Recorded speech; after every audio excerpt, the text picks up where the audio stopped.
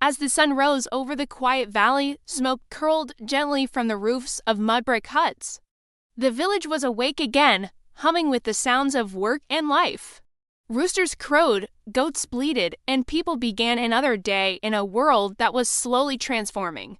Long ago, everyone in a tribe had done the same things: hunt, gather, and move together. But now, things were changing. In these early villages, something new had begun to take shape, something that would change humanity forever.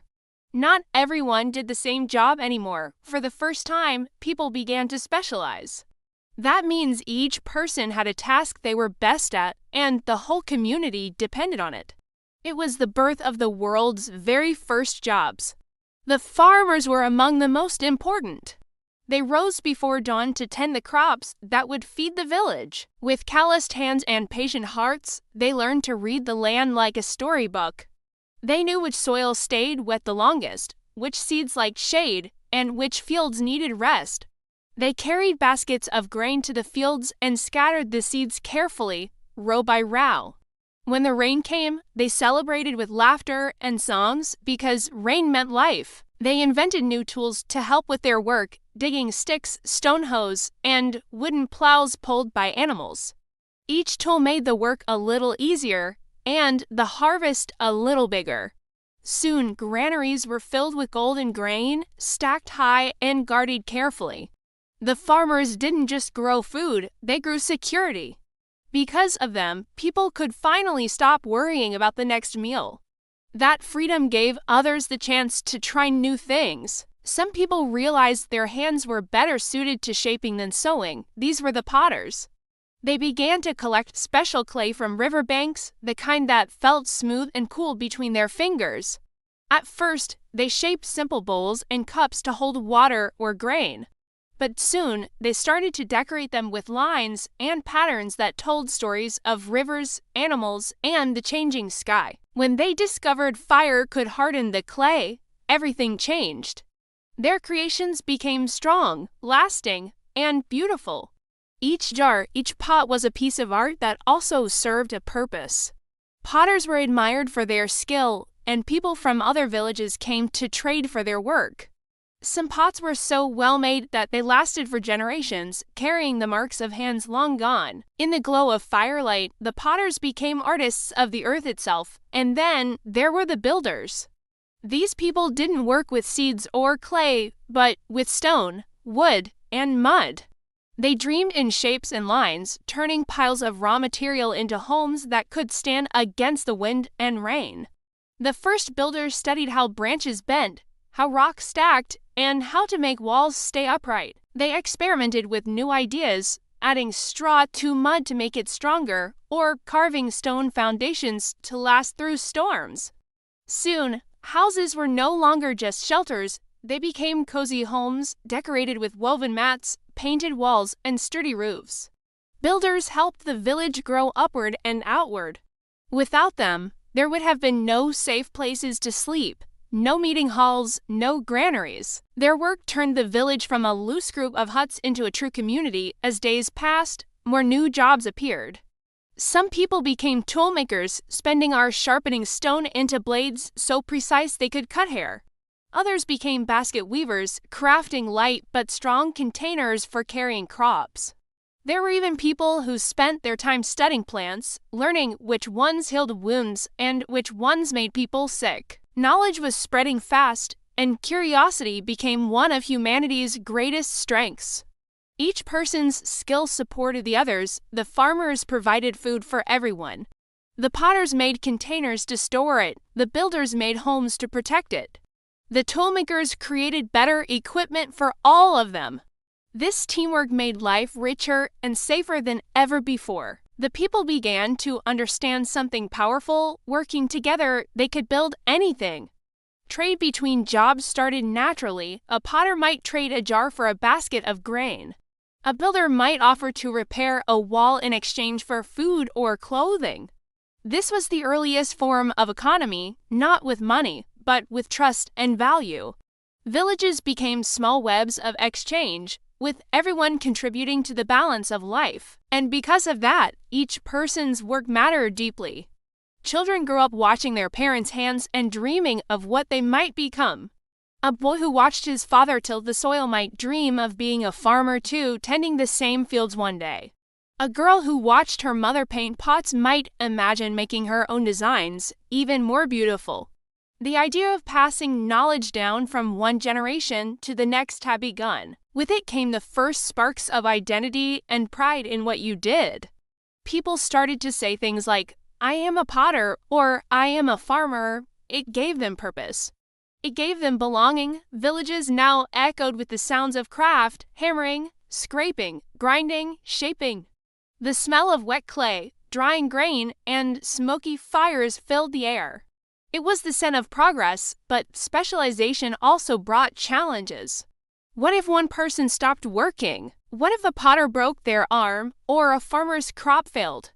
The villagers had to learn to help one another, to share food and tools in times of need. Cooperation was no longer just helpful, it was essential. To solve problems together, people began to hold regular meetings. Under a large tree or beside a fire, they discussed how to divide work and food fairly. These gatherings helped create the first sense of community rules. Leaders emerged naturally, people who listened well, who were fair and wise. They helped settle arguments and kept peace among neighbors. And thus, the seeds of government began to grow. Even though no one wrote laws yet, everyone understood them: be fair, share what you can, and work hard. Those who followed these rules were respected. Those who didn't soon learned that harmony kept the village strong. As time passed, some jobs became so important that families carried them on for generations. Entire clans became known for their craft. One family might be the best builders, another the best potters, and another the best farmers. In this way, the first traditions formed, and tradition gave the people roots, just like their crops. Villages glowed at night with firelight reflecting off polished pots and sturdy walls. The sound of laughter, work, and song blended into one voice, the voice of civilization being born. And though they didn't know it, these simple villagers were shaping the destiny of humankind, one job at a time. As seasons turned and years passed, the little farming villages began to hum with a rhythm all their own. Every person had a role to play, and each sunrise brought another chance to work, create, and share.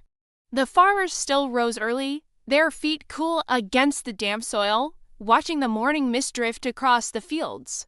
They learned to plant not just wheat and barley, but beans, peas, and even fruit trees. Some of them experimented with new ways of watering the crops, digging shallow channels to guide water from nearby streams. This was the beginning of irrigation, a quiet invention that changed everything. Because of irrigation, dry fields became green again, and harvest grew even larger.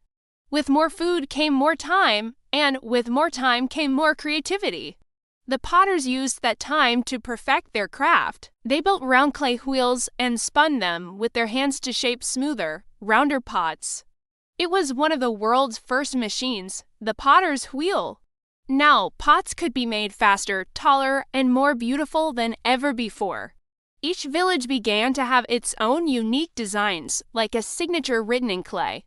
Some pots had zigzag patterns, others had swirls, waves, or tiny marks that told stories of the land and sky. People began trading pots from one village to another, carrying them along dusty paths or floating them down rivers.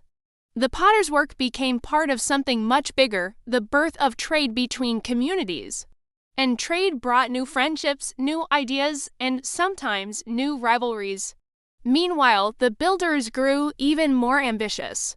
They began to dream of larger, stronger homes that could last for generations. Using stones, wood beams, and hardened mud bricks, they built houses with several rooms instead of just one.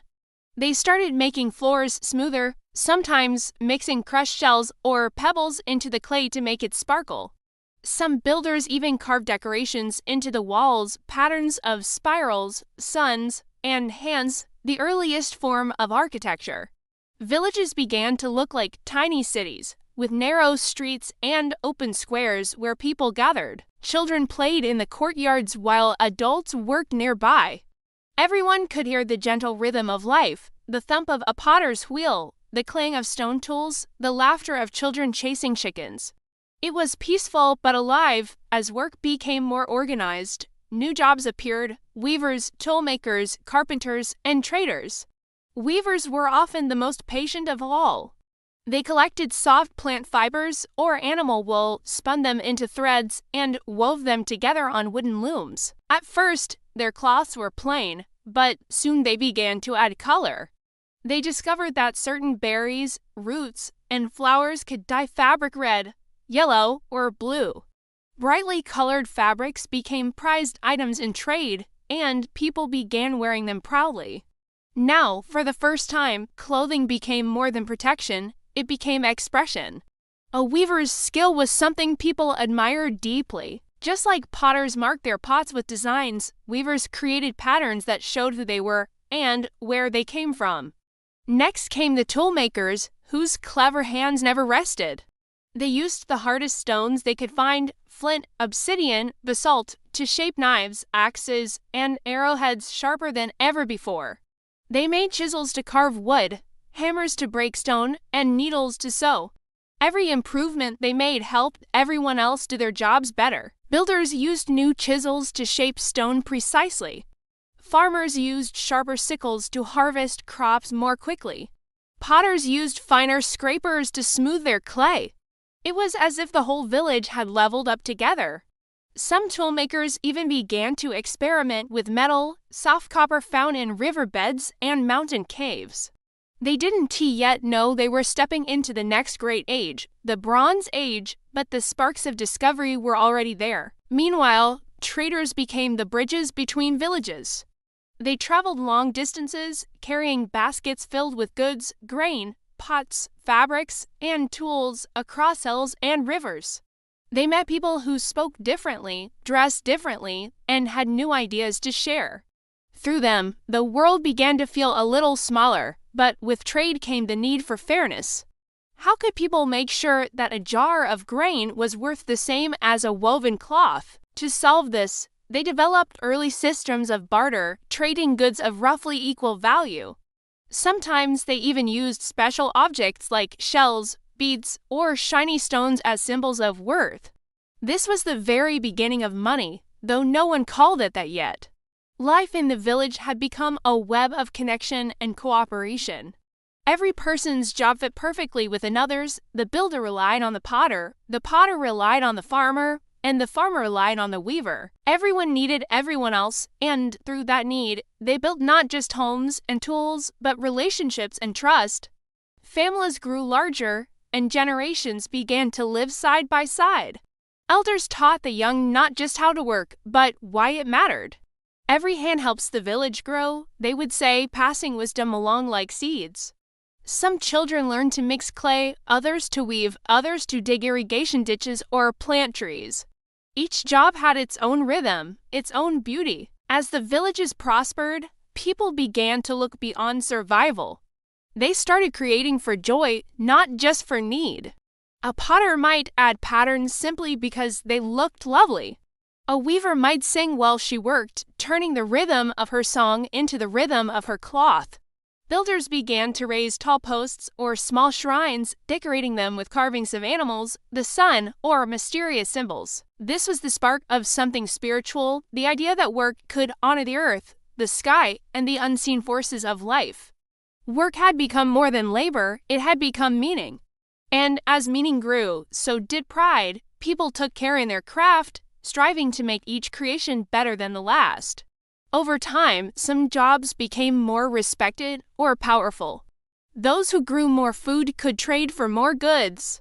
Those who built larger homes or finer pots began to live differently. Slowly, without realizing it, people were creating the first social classes. But in these early days, most still lived simply, side by side, knowing their work connected them all.